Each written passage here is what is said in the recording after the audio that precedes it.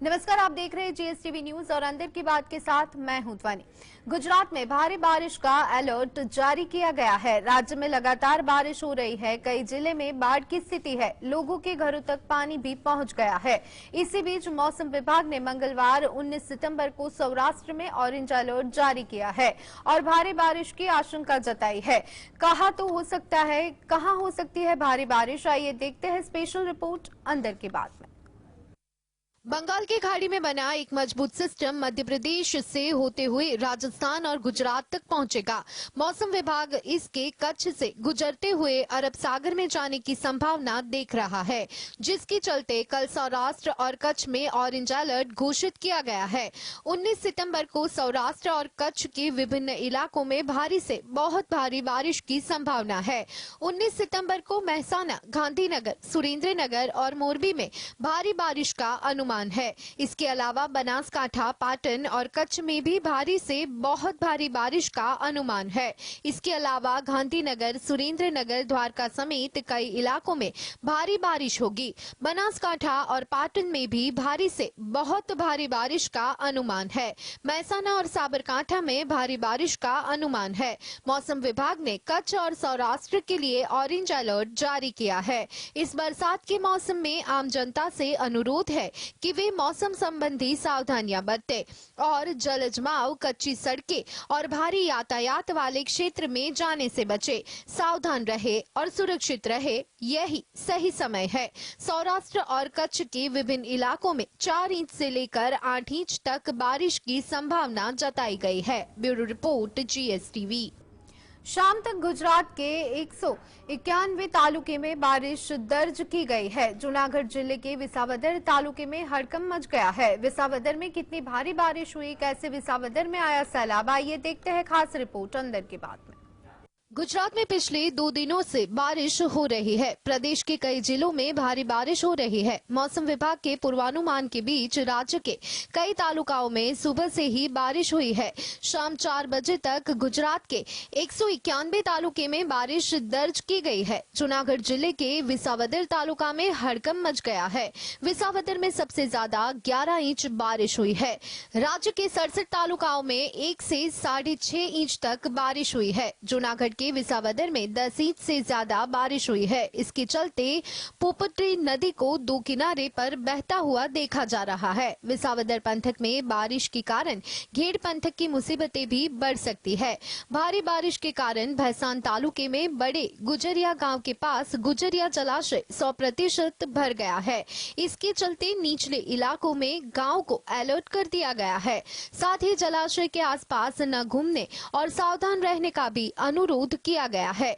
जूनागढ़ शहर में भारी बारिश के बाद नगर निगम प्रशासन एक्शन मोड में है। 22 जुलाई को बाढ़ की स्थिति के कारण शहर को भारी क्षति हुई। अब नगर निगम प्रशासन भारी बारिश के सामने एक्टिव होकर अलर्ट हो गया है। Bureau report. गणेश चतुर्थी का पर्व हिंदू धर्म में विशेष महत्व रखता है। भगवान गणेश को समर्पित यह त्योहार पूरे देश में धूमधाम से मनाया जाता है। इस त्योहार से जुड़ी बड़ी बातें देखते हैं अंदर की बात में। गणेश चतुर्थी का पर्व हिंदू धर्म में विशेष महत्व रखता है। इस दिन भगवान गणेश के पुनर्जन्म का जश्न मनाया जाता है। गणेश जी को समृद्धि और ज्ञान का देवता भी माना गया है। गणेश चतुर्थी का त्योहार हिंदू कैलेंडर के अनुसार भाद्रपद महीने की चतुर्थी तिथि को मनाया जाता है, जो अंग्रेजी कैलेंडर के अनुसार इस साल 19 सितंबर 2023 को मनाया जाएगा। पौराणिक मान्यता के अनुसार गणेश जी की प्रथम देवता के रूप में पूजा की जाती है। यही कारण है कि किसी भी शुभ कार्य को आरंभ करने से पहले गणेश जी की पूजा की जाती है। मान्यता है कि इस दिन भगवान गणेश जी का पुनर्जन्म हुआ था, तभी से इसे गणेश उत्सव के रूप में मनाया जाता है। वही लोकमान्य तिलक ने सामाजिक अंतर को मिटाने के लिए इस पर्व को महत्वपूर्ण बताया। गणेश चतुर्थी से इस 10 दिवसीय उत्सव का शुभारंभ होता है। इसमें भगवान गणपति यानी बप्पा की मूर्तियों की सजावट, घरों और मंदिरों में पूजा आरती का आयोजन किया जाता है। महाराष्ट्र में इस उत्सव की छठा देखते बनती है। Bureau report, GSTV. राज्यसभा में कांग्रेस अध्यक्ष मल्लिकार्जुन खड़गे ने सरकार को अलग अलग मुद्दों पर घेरा। उन्होंने सदन को बताया कि 70 सालों में कांग्रेस ने क्या क्या किया है। किस पर खड़गे ने साधा निशाना, आइए देखते हैं। संसद का विशेष सत्र शुरू हो गया है।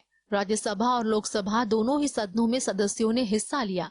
राज्यसभा में विपक्ष के नेता और कांग्रेस अध्यक्ष मल्लिकार्जुन खड़गे ने एक कविता के साथ अपने भाषण की शुरुआत की। खड़गे ने अपना भाषण इस कविता के साथ शुरू किया। बदलना है तो अब हालात बदलो, ऐसे ना बदलने से क्या होता है। देना है तो युवाओं को रोजगार दो, सबको बेरोजगार करके क्या होता है। दिल को थोड़ा बड़ा करके देखो, लोगों को मारने से क्या होता है। कुछ कर नहीं सकते तो कुर्सी छोड़ दो, बात बात पर डराने से क्या होता है। अपनी हुक्मरानी पर तुम्हें गुरूर है, लोगों को डराने धमकाने से क्या होता है। विपक्ष की तरफ से लगातार सरकार को मणिपुर के मुद्दे पर घेरा जा रहा है। कांग्रेस अध्यक्ष ने एक बार फिर इस मुद्दे पर सरकार को घेरा।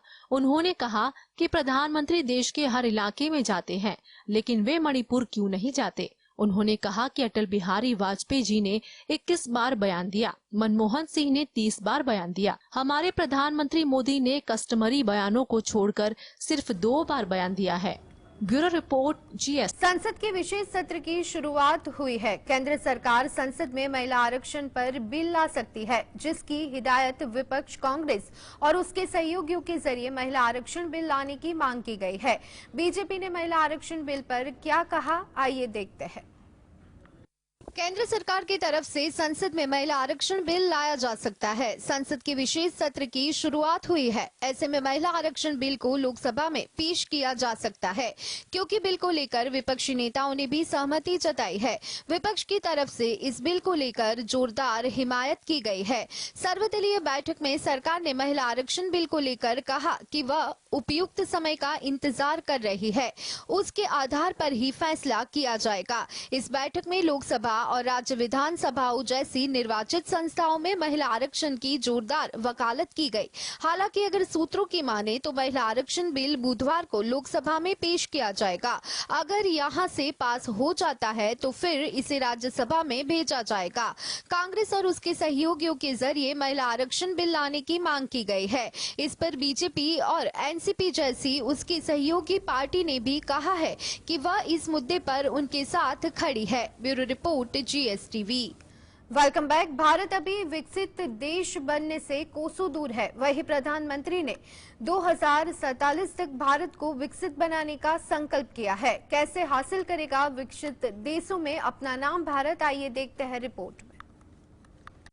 भारत को आजाद हुए 75 साल से ज्यादा बीत चुके हैं। इन 75 सालों में भारत ने एक अर्थव्यवस्था के रूप में काफी तरक्की की है। अभी भारत $3.5 ट्रिलियन से ज्यादा की GDP के साथ दुनिया की 5वीं और एशिया की 3री सबसे बड़ी अर्थव्यवस्था बन चुका है। हाल फिलहाल भारत को विकसित बनाने की चर्चा जोर पकड़ चुकी है। प्रधानमंत्री नरेंद्र मोदी कई बार इस बात को दोहरा चुके हैं कि भारत को विकसित देश बनाना है। इसके लिए मोदी सरकार ने विजन @2047 तैयार किया है।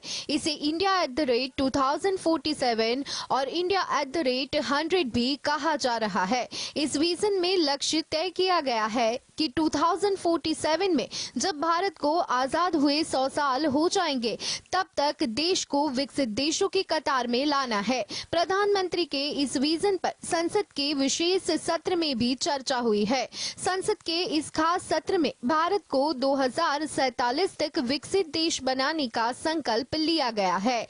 अब भारत की बात करें तो हम भले ही दुनिया की 5वीं सबसे बड़ी अर्थव्यवस्था बन गए हो, विकसित देश बनने के लक्ष्य से कोसों दूर है। प्रति व्यक्ति GDP के हिसाब से भारत टॉप 100 में भी कहीं नहीं है। Bureau report GSTV। संसद के विशेष सत्र के दौरान कांग्रेस सांसद और विपक्ष के नेता अधीर रंजन चौधरी ने भाषण के वक्त सोनिया गांधी ने क्यों कैरी ऑन कहा, आइए देखते हैं रिपोर्ट में।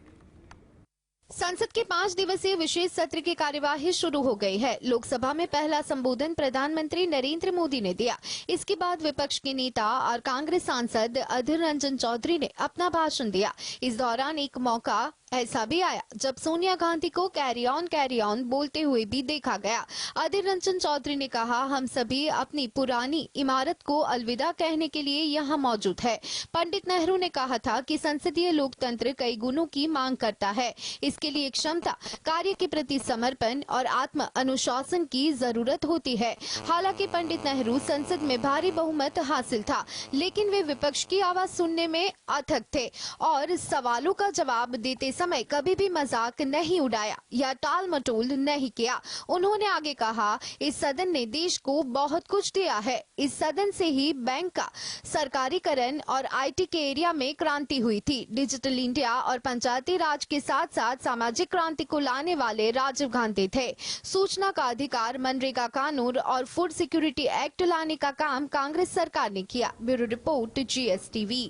सीडब्ल्यूसी की बैठक के बाद सचिन पायलट का बड़ा दावा, राजस्थान में कांग्रेस चुनाव जीती तो कौन होगा सीएम? देखते हैं रिपोर्ट अंदर की बात में। राजस्थान में विधानसभा का शोर जोरों पर है। इस बीच एक सवाल प्रदेश की सियासत से इर्द गिर्द पिछले कुछ समय से घूम रहा है। सवाल ये है कि अगर प्रदेश में कांग्रेस सत्ता में वापसी करती है तो मुख्यमंत्री कौन होगा, अशोक गहलोत या फिर सचिन पायलट?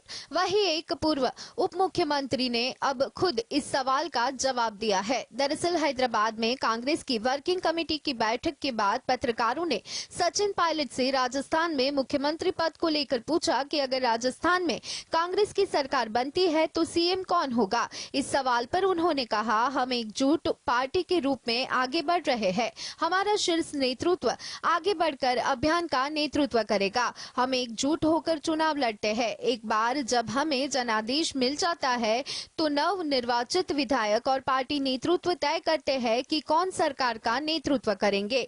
इसके अलावा सीडब्ल्यूसी बैठक पर कांग्रेस नेता सचिन पायलट ने कहा, हैदराबाद में सीडब्ल्यूसी की बैठक ने पूरे देश में एक बहुत अलग संदेश दिया है। 2 दिवसीय बैठक की सार्थक चर्चा हुई। इसमें सभी सदस्य ने खुले मन से अपनी राय दी है। Bureau report. राजस्थान में शिवसेना की एंट्री के साथ ही गहलोत सरकार से बर्खास्त मंत्री राजेंद्र सिंह हुड्डा ने पार्टी का दामन थाम लिया। हुड्डा को मुख्यमंत्री एकनाथ शिंदे ने झुंझुनू में पार्टी की सदस्यता दिलाई। आखिर क्यों राजस्थान में विधानसभा चुनाव लड़ने का मन बना रही है शिवसेना? आइए देखते हैं रिपोर्ट में। राजस्थान में इस साल के अंत में विधानसभा चुनाव होने वाले हैं, जिसे लेकर प्रदेश की सियासत में एक बड़ा उलटफेर देखने को मिल रहा है। इस महीने की शुरुआत में ही राजस्थान में बीजेपी और कांग्रेस को चुनावी मैदान में टक्कर देने के लिए एक और बड़ी पार्टी यानी शिवसेना की एंट्री हुई। शिवसेना के प्रवक्ता शीतल महात्रे ने हाल ही में अपने एक बयान में कहा, हम महाराष्ट्र के बाहर अपनी पार्टी का विस्तार करने की कोशिश कर रहे हैं और हमने राजस्थान से अभियान शुरू किया है और राज्य में अपनी उपस्थिति दर्ज करना भी शुरू कर दिया है। उन्होंने आगे कहा कि फिलहाल 10 राज्य इकाई प्रमुख हमारी पार्टी के साथ जुड़ चुकी है और अन्य जो प्रतिद्वंदी शिवसेना के साथ थे वे भी संपर्क में है। महात्रे ने कहा कि महाराष्ट्र के मुख्यमंत्री शिंदे ही फैसला करेंगे कि उनकी पार्टी राजस्थान के चुनाव मैदान में कब और कैसे उतरेगी। हुड्डा के शिवसेना में शामिल होने पर आयोजित किए गए प्रेस कॉन्फ्रेंस में भी एकनाथ शिंदे और हुड्डा ने राजस्थान में शिवसेना की भूमिका पर कुछ नहीं कहा। हालांकि शिंदे ने प्रेस कॉन्फ्रेंस में ये जरूर कहा कि उनकी पार्टी जनता के लिए काम करती है। Bureau report, GS। विश्व भर में पुरुषों में प्रोस्टेट कैंसर का दायरा तेजी से बढ़ता जा रहा है। ऐसे में आई एक स्टडी में कहा गया कि डाइट में टमाटर को ऐड करने पर प्रोस्टेट कैंसर के रिस्क को कम किया जा सकता है। क्या है पूरा मामला, आइए देखते हैं रिपोर्ट में। टमाटर को सेहत के लिए काफी शानदार कहा जाता है। इसके अनगिनत फायदे हैं, लेकिन हाल ही में हुई एक स्टडी में कहा गया है कि टमाटर के नियमित सेवन से पुरुषों में प्रोस्टेट कैंसर के खतरे को कम करने में मदद मिल सकती है। ये study university of Bristol, Cambridge के रिसर्चरों ने की थी। इस स्टडी के तहत पुरुषों पर अध्ययन किया गया और टमाटर को कई तरीके से खाने को कहा गया। पुरुषों को कच्चा टमाटर, पक्का टमाटर, टमाटर का रस और रोस्टेड टमाटर का सेवन करवाया गया। ऐसे पुरुषों में प्रोस्टेट कैंसर का खतरा टमाटर न खाने वाले पुरुषों की तुलना में कम पाया गया। स्टडी में कहा गया कि टमाटर में पाए जाने वाले लाइकोपिन नामक एंजाइम प्रोस्टेट कैंसर के रिस्क को कम करने का काम करता है। लाइकोपिन कैंसर के खतरे को कम करने के साथ साथ डीएनए को सुरक्षित करता है और साथ ही सेल को टूटने फूटने से भी बचाता है। आपको बता दें कि पुरुषों में प्रोस्टेट कैंसर के मामले तेजी से बढ़ते जा रहे हैं। ये बीमारी केवल पुरुषों को ही होती है क्योंकि प्रोस्टेट ग्रंथि केवल पुरुषों में ही पाई जाती है। Bureau report,